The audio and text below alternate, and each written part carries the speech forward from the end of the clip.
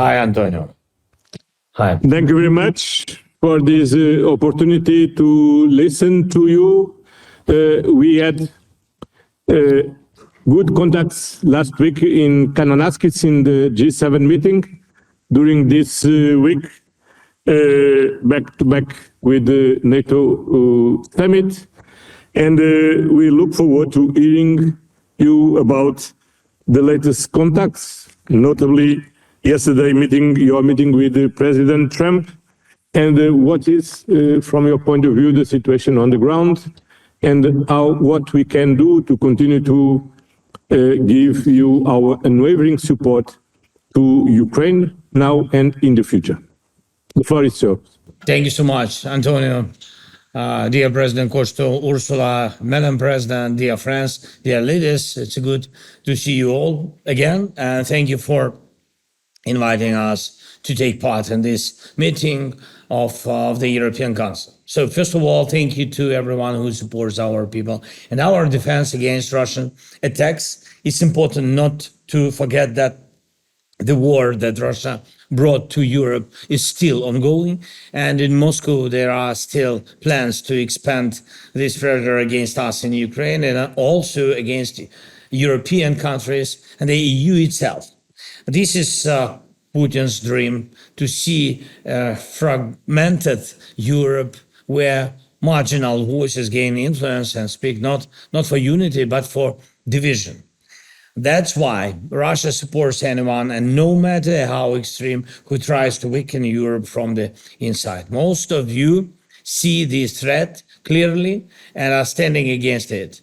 And as a result, today's Europe is much stronger than it was 5 years ago.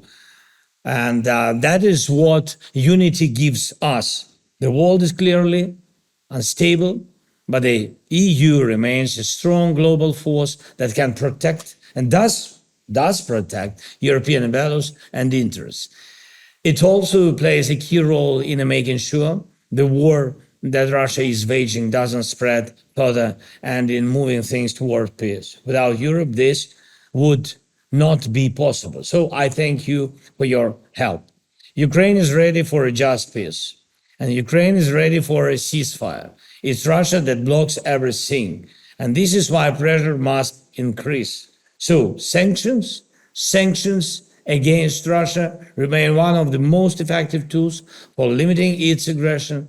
What's needed now is a truly strong 18th package of EU sanctions against Russia. The key targets should be Russia's oil trade, its shadow tanker fleet, Russian banks and other financial instruments, and the supply chains that bring equipment or parts for making weapons.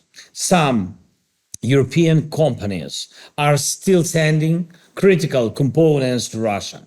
These end up in missiles and other weapons used to kill Ukrainians. And we are identifying these materials and will pass the evidence to your teams. Please pay attention to this. And we also need to expand sanctions not just against the Russian tankers, but also their captains and the terminals that Russia uses to ship its oil. Russia's military ambitions grow when its oil revenues are high. Over time, we have seen how strongly some European countries still depend on Russian oil. And we understand this, and we act carefully as our partnership with the EU requires. Yet, sadly, we don't always feel the same understanding in return when it comes to Ukraine's needs. It feels especially strange to hear such strong criticism, even political pressure from some leaders, while our respect for EU rules allow oil to keep flowing. And we should all think about that. Either we all follow the same EU rules, or there will be fewer advantages for everyone. The facts are clear. For Russia's appetite for war to shrink, its oil revenues must shrink. So please support further steps to lower the price cap on Russian oil. And a cap of $45 could help move toward peace, of course, but for real, lasting peace, and we shared it yesterday, and with all the partners, Europe partners, United States partners, a cap of $30 per barrel is needed to block Russia's ability to fund its aggression. Second, predictability of your support. Predictability is one of the most important resources in today's world, and Russia applies pressure through unpredictability and chaos, and we, on the other hand, must ensure that our defense against Russian aggression remains stable and reliable. This means continuing the freeze on Russian assets and continuing to use those frozen assets to fund Ukraine's needs. We value the EU's SAFE program, Security Action for Europe, and really believe that Ukraine should be a full part of it. After all, we have the most up-to-date, battlefield-tested knowledge of which weapons work best. Ukraine should take part in joint defense purchases and from the EU and the Ukrainian producers. Our defense industries can work as one system that builds security for all of Europe, and this will happen. The recent NATO summit showed clearly, yes, America remains with Europe, but it does so expecting that Europe will build up its own defense capabilities each year. The best way to do this is together. This is a signal from our side.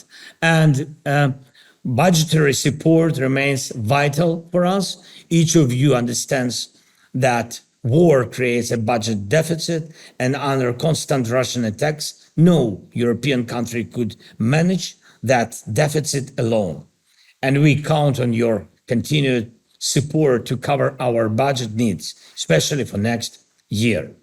And third, but no less important, is our accession process. Ukraine is meeting all its commitments for EU accession, and we truly mean it. We're fulfilling every requirement, including those about relations with our neighbors. So it's only fair that we receive clear, supportive signals from the EU in return, signals that recognize our progress.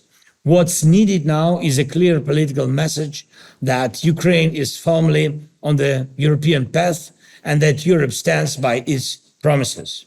Any delay by Europe at this point could create a global precedent and a reason to doubt Europe's words and commitments. And we are doing our part, and it's fair to expect a positive response. So opening cluster one fundamentals in the negotiation process could be more than just a technical step.